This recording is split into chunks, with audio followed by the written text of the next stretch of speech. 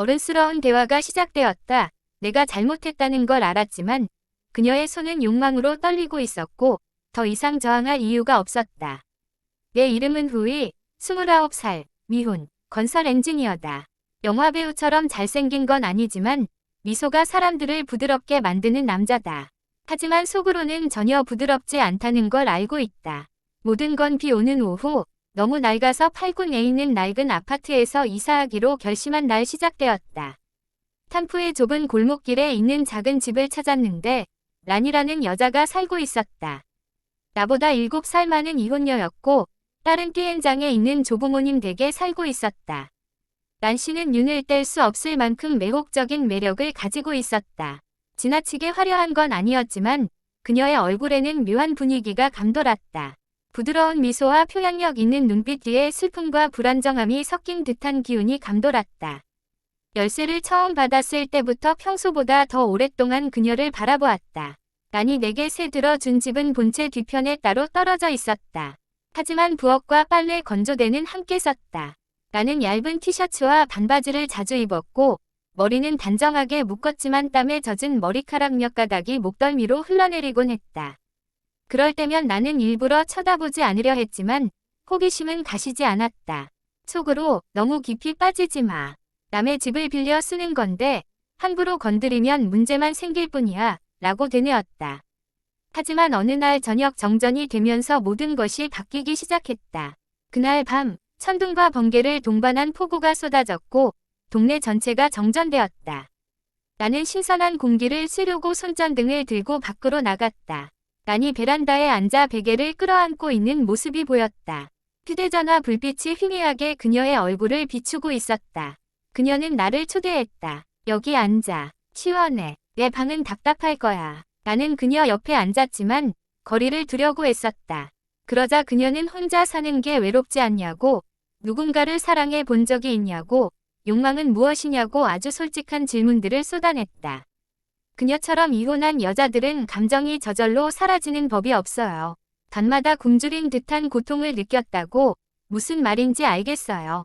감히 그녀를 쳐다볼 엄두도 못 냈지만 그녀의 머리카락 향기와 어둠 속에서 부드럽게 감싼 그녀의 팔의 온기에 온몸이 떨렸다.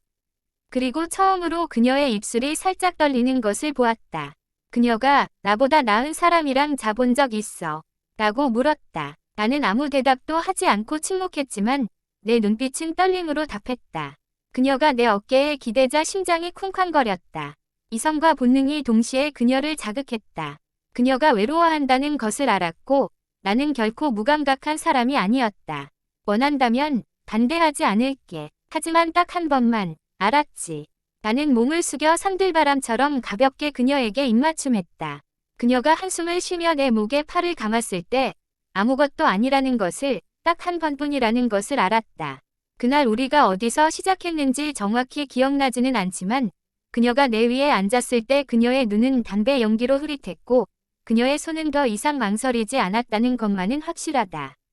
그녀는 내게 말하는 듯, 아니 혼잣말처럼 너무 오래 참았다고 속삭였다. 나는 그녀의 허리를 더욱 단단히 감싸 안고 입술로 그녀의 목을 조금씩 어루만졌다. 이 여자는 남편에게서 침실뿐 아니라 사랑받고 인정받고 싶은 간절한 마음까지 모두 잃은 채 큰 공허함을 안고 있었다. 내가 이런 행동을 하는 게 동정심 때문인지 아니면 나 역시 그녀와 같은 감정을 느껴서인지 확신할 수 없었다. 하지만 우리의 몸이 벌거벗은 채 서로의 순결에 매달려 뒤엉켰을 때 나는 그것이 동정심이 아니라는 것을 알았다.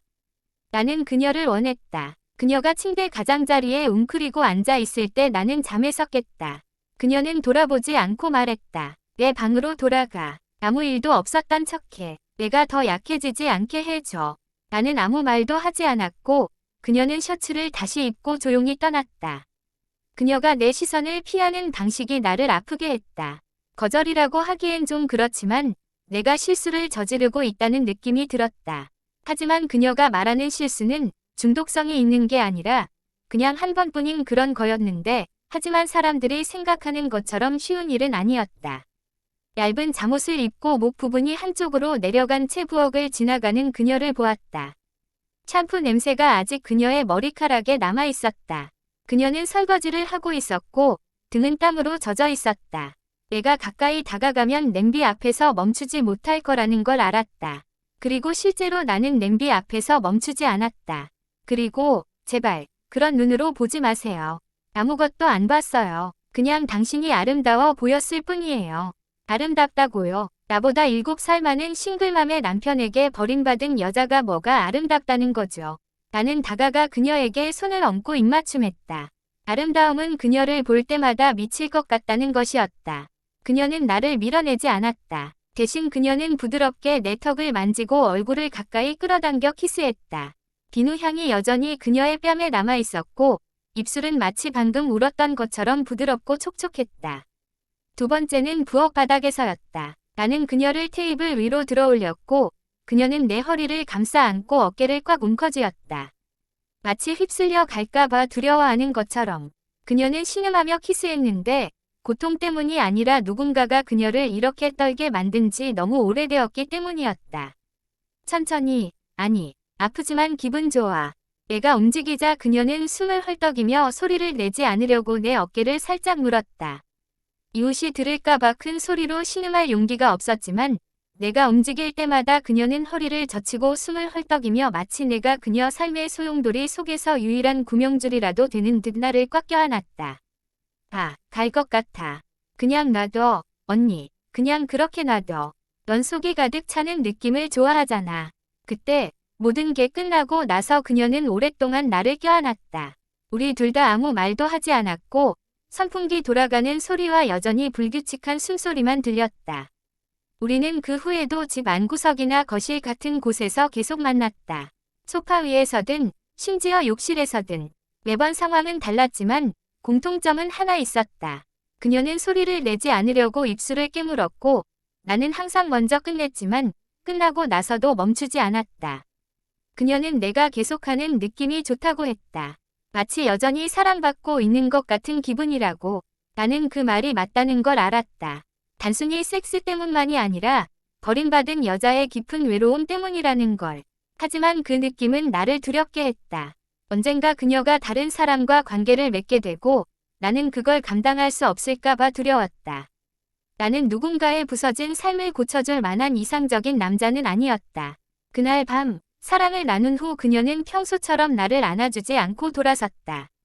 나는 가만히 누워 천장을 바라보았다. 내일부터 그녀는 더 이상 나를 만지지 못하게 할 것이다. 나는 놀라서 물었다. 왜? 나한테 질렸어. 그녀는 슬픈 미소를 지으며 말했다. 아니, 그냥 네가 내 곁에 있어주길 바라기 시작해서.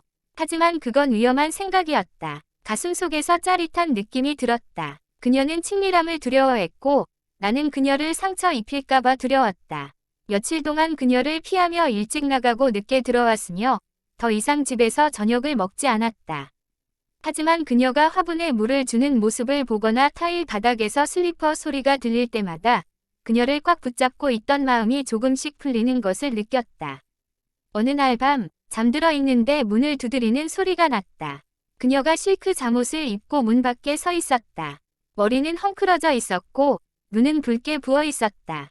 잠깐만 빌려줄래? 그녀가 물었다. 나는 고개를 끄덕였고 몇 분도 지나지 않아 다시 그녀 안에 들어갔다. 키스도 달콤한 말도 없이 그저 강렬하고 축축한 움직임뿐이었다. 하지만 내가 빼내려고 할 때마다 그녀는 나를 다시 잡아당겼다. 만약 빼내면 어떡해? 계속해. 멈추지 마. 다음 날 아침 그녀는 똑같은 익숙한 말을 다시 했다. 내 방으로 돌아가. 아무 일도 없었던 척해. 다시는 날 약하게 만들지 마. 하지만 이번에는 그녀를 더 오래 바라보았다. 우리 둘이 연결되어 있다는 것을 분명히 알았다. 육체적인 질투심 때문이 아니라 외로움 때문이었어요. 질투심을 느낄 거라고는 상상도 못했죠. 독신의 신분도 재산도 없는 제가 란히 직장에서 어떤 남자와 다정하게 웃고 이야기하는 모습을 보니 화가 치밀어 올랐습니다. 그 남자는 길 건너편에 새로 이사온 롱이었어요. 예의 바르고 성숙한 남자였는데 란보다 몇 살 많아 보였고 경험도 많아 보였고 대화도 매력적이었죠. 그가 란에게 자몽 한 봉지를 건네주는 걸 봤는데 둘이 한참 동안 이야기를 나누더군요. 저는 참다 못해 문을 쾅 닫고 나왔습니다. 그날 밤 술을 마시지 않으려고 애썼지만 집에 가지 않았어요.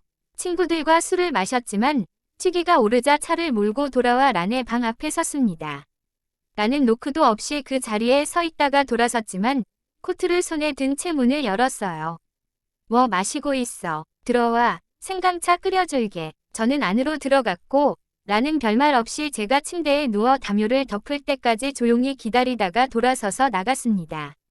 란 언니, 그만해. 저 남자 좋아해. 그녀는 바로 대답하지 않았다. 응, 착해. 그런데 왜 물어보는 거야? 나는 그녀의 발밑을 내려다보았다.